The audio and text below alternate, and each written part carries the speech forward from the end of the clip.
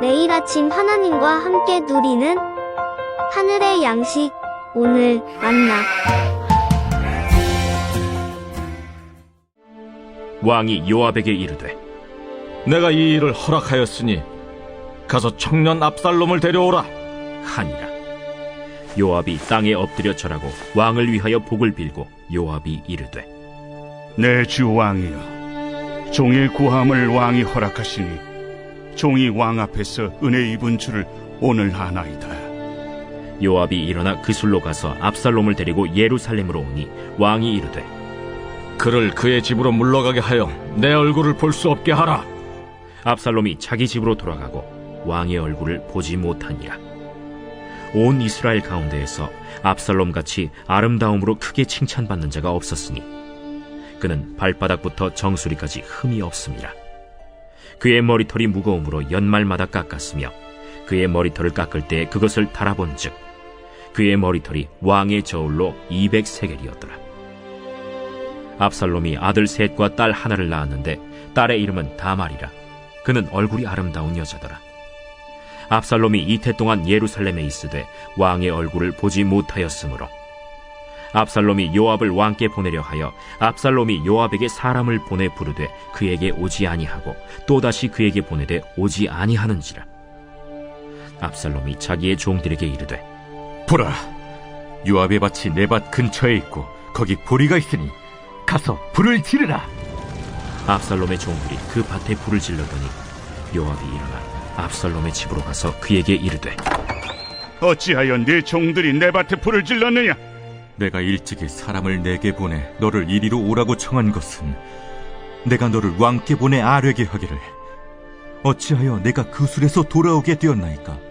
이때까지 거기에 있는 것이 내게 나았으리이다 하려 함이로라. 이제는 내가 나로 하여금 왕의 얼굴을 볼 수 있게 하라. 내가 만일 죄가 있으면 왕이 나를 죽이시는 것이 옳으니라 하는지라. 요압이 왕께 나아가서 그에게 아뢰매 왕이 압살롬을 부르니 그가 왕께 나아가 그 앞에서 얼굴을 땅에 대어 그에게 절하매 왕이 압살롬과 입을 맞추니라. 오늘 본문은 다윗과 압살롬의 재회를 다루는 본문입니다. 어제 본문에서 두고와 여인의 언변과 연기를 통해 다윗은 압살롬의 귀환을 허락했지요. 이제 자신의 계략이 성공한 요압은 오늘 본문 22절에서 땅에 엎드려 절합니다.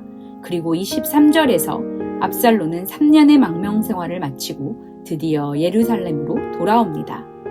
그러나 자신의 계략이 성공했다는 요압의 생각은 착각에 불과했습니다. 성공한 듯 보이지만 실제적으로 존재하는 화해의 문제는 전혀 해결하지 못했으니까요. 다윗과 압살롬의 관계는 전혀 호전되지 않았습니다. 오늘 24절에 보니 다윗은 압살롬의 귀환을 허락했지만 대면은 하지 않았습니다. 압살롬은 돌아왔지만 아버지 다윗에게 인사도 하지 못하고 자기 집으로 돌아갔다고 표진 세번역은 기록합니다. 자, 요압이라는 인간이 쥐어짠 지혜가 이렇다는 것입니다. 근본적인 문제는 전혀 손대지 못합니다. 오히려 훗날 엄청난 대가만을 초래할 뿐입니다. 이것이 인간적 지혜와 조언과 야망에 근거한 충성심이 초래한 결과물인 것입니다. 본문 25절은 이제 초점을 압살롬의 외모에 집중하기 시작합니다. 압살롬은 외모로 온 이스라엘의 흠모를 받았습니다. 외모도 훌륭한데 머리털도 출중합니다. 머리털은 고대에서 힘의 상징입니다. 그런데 여기까지입니다. 압살롬에 대한 칭찬은 외모가 전부라는 말입니다. 성품이나 인격, 믿음이나 내면에 대한 이야기는 단 한 단어도 기록되지 않습니다. 성경은 오직 겉으로 드러난 그의 외모만 기록할 뿐입니다. 결국 그는 18장 기록대로 자기의 자랑거리인 머리털 때문에 죽음에 이릅니다. 그는 오직 자기 자신을 자랑하기 위해 머리를 길렀고 그것을 자랑하기 위해 머리를 깎고 그것을 자랑하기 위해 저울을 달아 증거로 삼았습니다.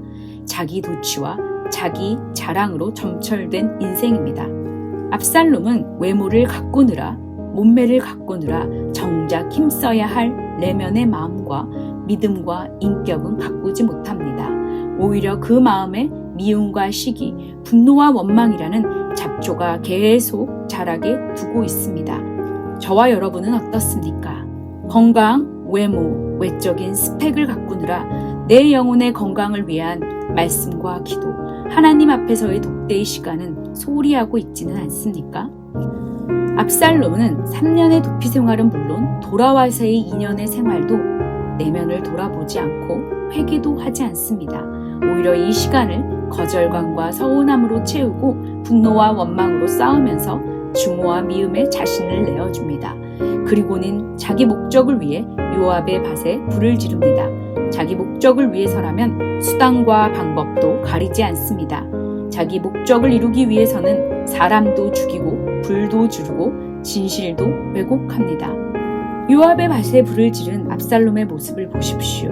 당당함을 벗어나 뻔뻔하기까지 합니다. 죄에 대한 회개는커녕 예루살렘에 돌아온 것에 대한 감사조차도 없습니다. 죄책감은커녕 잘못을 뉘우치기는커녕 불평과 원망만을 토로하고 있습니다. 모든 것이 자기의 죄 때문에 일어난 일인데도, 그에 대한 결과인데도, 지금 그는 마땅히 받을 벌도 받지 않고 있는데도 오만불손한 태도를 드러내며 나를 죽여달라고 하는 것입니다. 자기가 죽을 사람이기 때문에 죽여달라는 것이 아닙니다. 분노와 원망과 증오와 미움으로 가득 찬 독설을 내뱉으며 분노하고 있는 것뿐입니다. 출중한 외모에 가려져 그의 영혼은 더 일그러지고 그의 머릿속은 더 야망으로 채워지며 그의 양심은 점점 더 묻어지고 있는데도 그 누구도 눈치채는 사람이 없습니다. 자기 자신조차 말입니다. 너무나 안타까운 것입니다.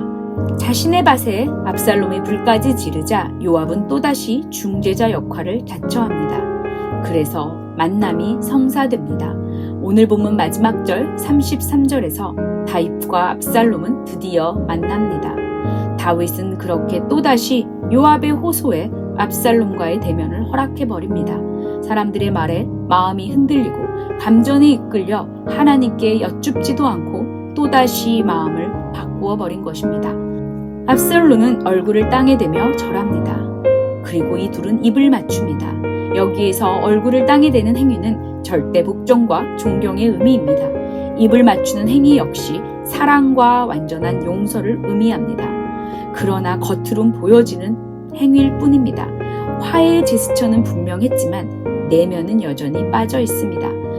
압살롬의 그럴듯한 외모로 내면이 가리워진 것처럼 이 둘의 그럴듯한 화해의 제스처에도 내면은 여전히 빠져 있습니다. 압살롬은 아버지께 절하면서도 복종과 존경의 의미는 전혀 들어있지 않습니다. 다윗 역시 마찬가지입니다. 지금이 얼마 만의 만남입니까?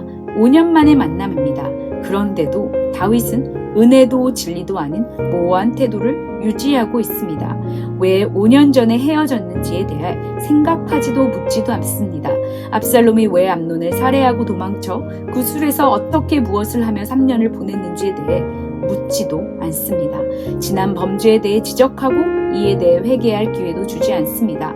돌아와서도 2년간 어찌 지냈는지에 대해 궁금해하지도 않습니다. 그렇다고 다윗이 은혜를 베푸는 것도 아닙니다. 다윗은 이번에도 압살롬의 불지른 행패를 책망하지도 않으며 그저 마음 없는 입맞춤으로 겉으로 보여지는 쇼만을 하고 있는 셈입니다. 화해의 쇼입니다. 결국 둘 다 기회를 놓치고 맙니다. 압살롬은 자신의 죄에 대한 뉘우침의 기회를 영영 놓쳐버렸습니다. 암논을 죽인 것도 불을 지른 것도 잘못되었다는 어떤 지적도 받지 못했습니다. 결국 압살롬의 내면은 점점 자기 중심으로 굳어져 가고 있습니다. 다윗 역시 한마디의 따뜻한 말도 없이 따끔한 책만도 없이 은혜도 공의도 아닌 모호한 태도로 일관되게 행동합니다. 저와 여러분은 어떻습니까? 혹시 사람들의 의견이나 충고나 감정에 휩싸여 본질을 놓치고 있지는 않습니까? 분명 성경에서는 아니라고 말하고 있는데도 현대 사회의 사안들에 대해 유보적 태도를 취하며 긍휼과 화해라는 이름으로, 화평과 안전이란 이름으로, 관용과 너그러움이란 이름으로 좋은 게 좋은 거지 하고 있지는 않느냐는 말입니다. 우리가 은혜도 진리도 아닌 모호한 태도로 일관된 그 지대에서 이미 악과 종양이 자라고 있으며 결국 이 모든 결과는 우리가 오롯이 떠안게 될 것입니다. 그러므로 우리는 은혜와 진리라는 두 가지 분명한 줄을 우리가 균형 있게 잡고 있는지, 사랑과 공의의 하나님을 분명히 붙잡고 있는지를 날마다 돌아보아야 할 것입니다.